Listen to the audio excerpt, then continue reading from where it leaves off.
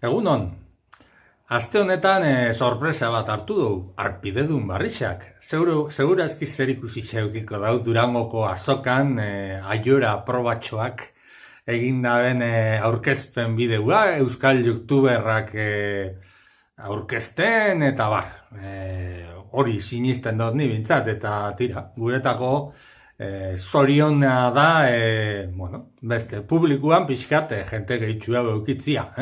Gure kanal hau minoritarioa da guztiz, oso teknikua, ez da entretenimentuko kontu bat, eta beraz balixo berezixea daka, gure dozena eskaz arpidedunak hor eukitzia. Mandibulako gauza bat komentau nahi detzuet, oin Zumaiako lagun bat jarri da gurekin kontaktuan, aholkua eskatzeko, emailez, askotan, jentia galdetzen dezu eta zuei be animatzen zaitxuegu, dudaren bat edo badakazue, jarri gurekin kontaktuan eta galdetu.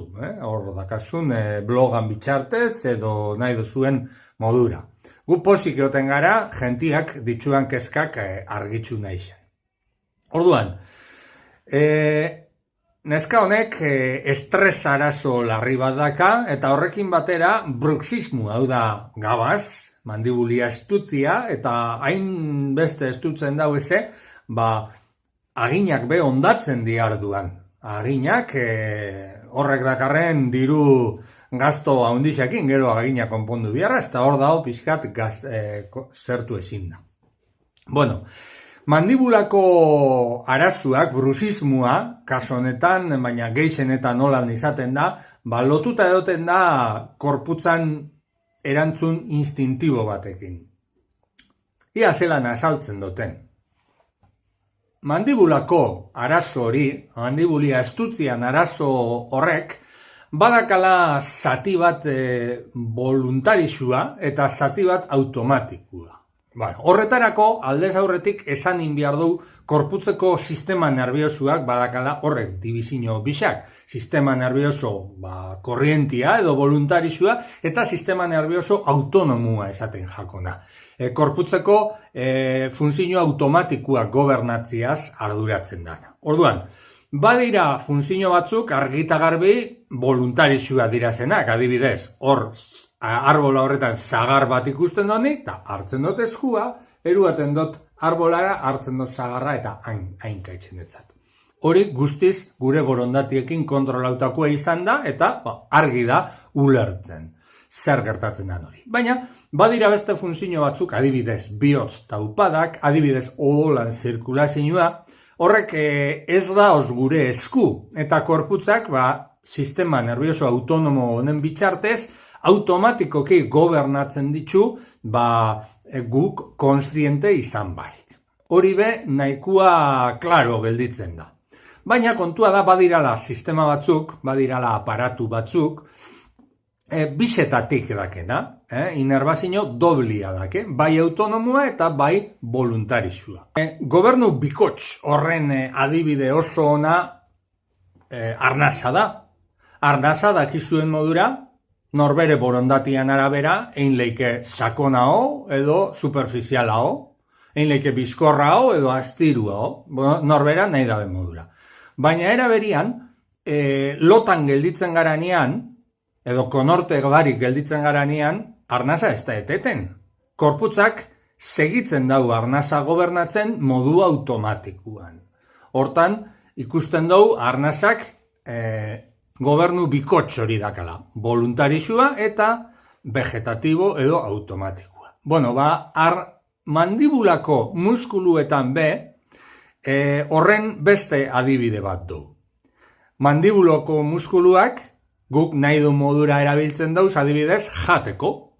Hartzen dugu jatekua, txikitzen dugu, edo burruka bat eitzen dugu, eta hanka eitzen etzau kontrarizuari edo nahi du modura erabili geinke. Baina, bada os situazio batzuk, adibidez estres situazio baten, nun mandibulako muskulo oklusoriak edo hainka etxeko balixo dezkoen muskuluak gogortu etxen diran. Esango nuke, hau mekanismo evolutibo bat dala. Dakizuen modura, gizakixak oindala gitxire arte gauzak auskan eta hostiaka konpondu izan ditu, burruketan. Eta beraz, korputzak badaka horren memoritza bat. Orduan, korputzak zelan interpretatzen dau estres egoera baten aurrian arriskuan gauzela. Eta arrisku egoera baten korputzan erantzun instintibua da burrukarako prestatzia. Eta burrukarako zelan prestatzen da animali bat? Hainka etxeko prestatzen da. Eta hori da azpitzik daon motibo bat brusismoa azaltzen dabena. Edo modu esfera psikologikoa eta mandibulia lotzen dabena. Eta hor argi ikusten dugu. Batetik, korputzari erakutzi inbiarretzau gaur egunean, arazoak ez dauzela hainka konpontzen, eta beraz, ez da hola kontrarizuari, edo zure jefiari, edo funtzionario inkompetente horri hainka inbiarrik gauza konpontzeko. Eta bestetik, saiatu inbiagara bebai, estres egoera maila hori bajatzen. Eta forma horretan, lortuko genduke korputzak desaktibatzia mandibulia estutzeko emoten daren agindu automatiko hori.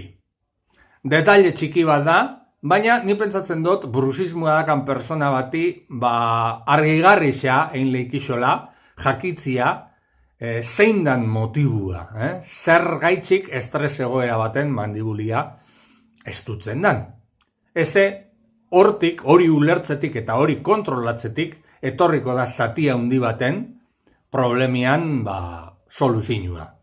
Esan dakua, motibo edo bide doble batetik. Batetik, estres egoera hori, esfera psikologikoa tratauta, eta bestetik jakina mandibulia bera, bai odontologikoki eta bai fisioterapikoki tratauta.